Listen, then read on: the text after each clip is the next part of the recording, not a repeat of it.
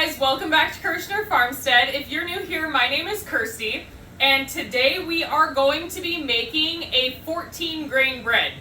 Okay, so it's not the fastest bread to make, but it's not hard either. Okay, so let's get started. What we're gonna do is we are going to take a cup and a half of multi-grain cereal. I have a 10 grain, but you can use whatever type of grain you want. You could use one of the 7 grains or 10 grains or 15 grains. They come in all different varieties, and you can get them in bulk bins typically, or you can also find like boxes of them like Cream of Wheat. All right, so we're gonna put a cup and a half of our multi-grain cereal into our mixing bowl, and I am going to add 1/3 of a cup of whole flax seeds. I know that there's already ground flaxseed meal in this cereal, but I just like the whole flaxseed mixed into the dough.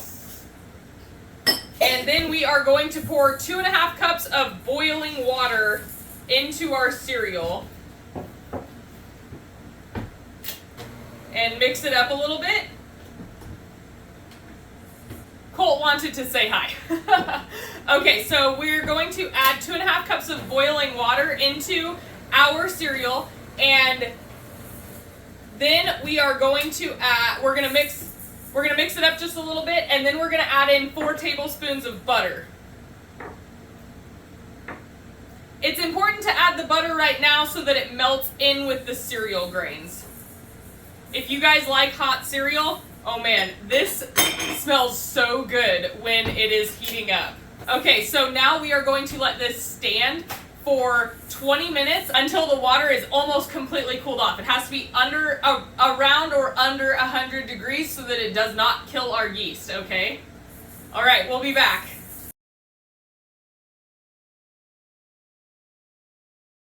Okay, so this is totally not a necessary step, but I was having a hard time getting my grains down to temperature, so I thought I would put the thermometer in there and just watch it until it dropped down. And we are ready. It's about 110 degrees. Okay, you guys, so now that our cereal has come down to 110 degrees, it took about 45 minutes. It's pretty hot today, so it did take a while, and I did turn on the mixer to try to cool it down a little faster. It just took some time. Okay, so now we are going to add in 2 1/4 teaspoons or 1 packet of yeast. And I know it doesn't look like there's a lot of liquid in there, but it does end up being very moist bread. And then we are going to add in 1/2 cup of honey. Okay, so a quick conversation about honey.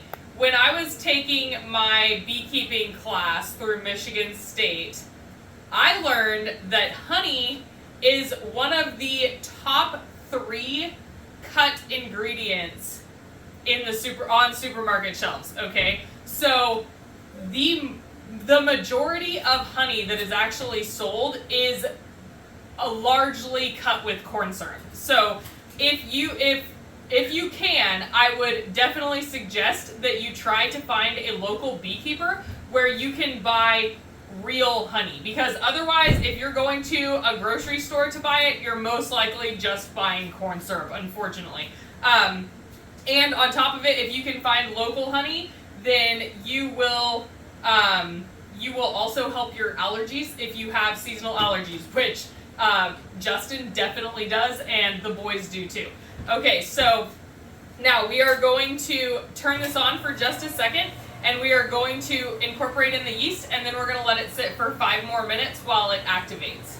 We are so blessed to have a beekeeper that actually keeps bees on our property, and we actually don't take care of them. The beekeeper does 100% of the care, and then we get honey at Christmas. So it's a wonderful setup that we have. Okay, you guys, our yeast has been sitting and activating with the honey. So we're gonna start adding in flour a little bit at a time. Try not to make a huge mess, but you know how it is. We have 5 cups of flour that we're adding in here. Okay, so once you get about half of your flour in, you can add in 1.5 teaspoons of salt. Remember, don't ever add your salt in with your yeast because salt kills yeast. Okay, you guys, now we are going to turn up our speed and let it mix for 5 to 6 minutes. Okay, guys, our dough is fully incorporated and beautiful. Look at that. It is going to be sticky, but remember that the moister the dough, the moister your end product is going to be. Okay, so we have our bowl here that we're going to be proofing in. And we are going to be proofing in our stove using the proof setting with a bowl of water. But if you do not have a proof setting, you can use, you can either boil a pot of water and put it into your oven and close the door really quick. So you put your dough and a boiling pot of water into the oven together. Another option is old-fashioned, just put it on your counter and put a damp towel over the top of your dough. Another option that I got from a subscriber and a commenter is that you can take, and she likes to just use her oven light as a heat source inside of her oven. I would recommend to put a bowl of water in there just to keep it moist. And another option is to use your dishwasher. That one I have never tried, so I can't claim how well it works, but I do know that they suggest it. So, okay, you're going to turn your dough over a couple times in the oil. Like how it's on my hands. Expect that to happen. Okay, so you're going to turn your dough over so it's nice and coated in oil, and then we're going to get it in the proofer until it's doubled in size. All right, you guys, our bread dough has doubled in size, as you can see. So now what we are going to do is we are going to shape and top our loaves, okay? So first of all, you're going to need to cover your bench pretty liberally with flour.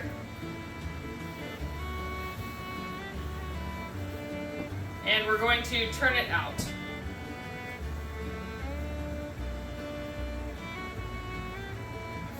Alright, so now what you're going to do is you're going to knead your dough a little bit, not a lot. This is actually called punching down. I'm not going to punch down because I want to maintain as much of those air bubbles as I can that we developed, right, through the proofing process. So I know that this dough is too much for just one Pullman loaf, but it's not enough for two. So I need to divide it into thirds. And it's going to be 2/3 in my Pullman loaf and 1/3 in my small glass loaf pan. So I made it into a ball, and now I'm going to kind of tuck it under and make it into a log shape.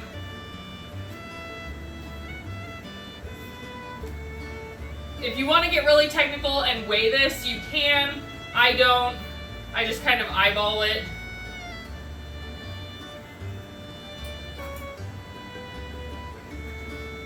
Alright, so this is going to be my small loaf.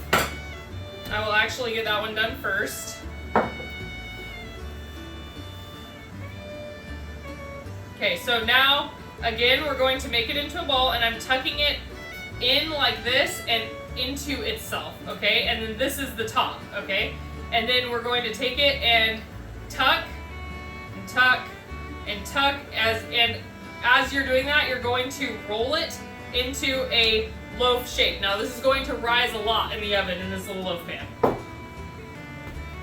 Okay, there we go. All right, so that one is ready to set aside. Now for our big guy, we're going to do the exact same thing, okay? We're gonna make it into a ball. It's just easier to work from if you start with a ball first, because that's how you can either shape it into a rectangle or you can shape it into a loaf, which is obviously what we're doing. Okay, so you're gonna put the top side down on your bench, and then you're gonna roll it. I roll away from myself like this.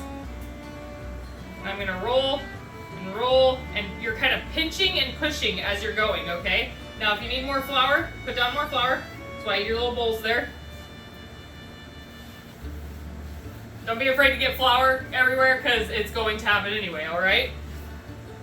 Wear an apron if you're worried about your clothes.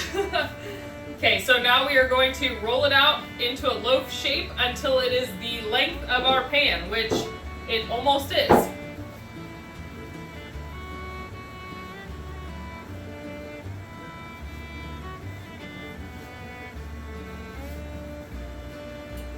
And remember this seam side, this seam needs to be down in your pan, okay? Don't ever put the seam side up because then you'll have the split open top, okay?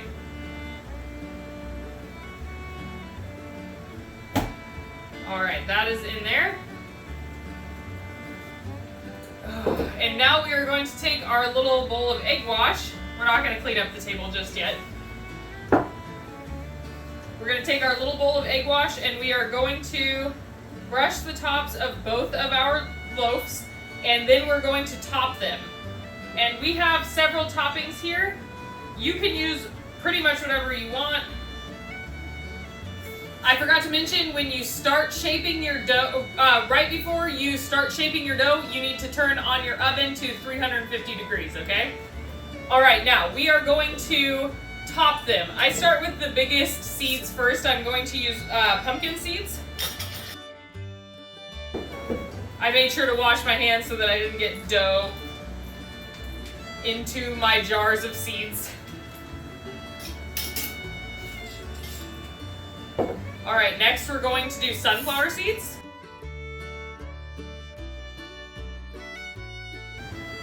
And flax seeds.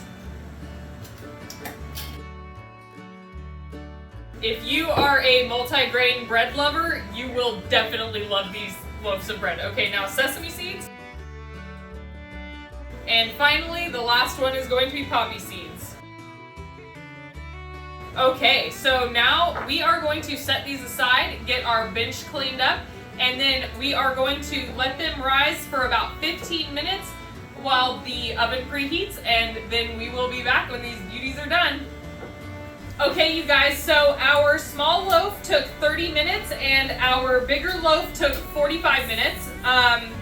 I hope you guys enjoyed this video. If you did, please like and subscribe and share with all of your friends. And as always, have a blessed day. Bye!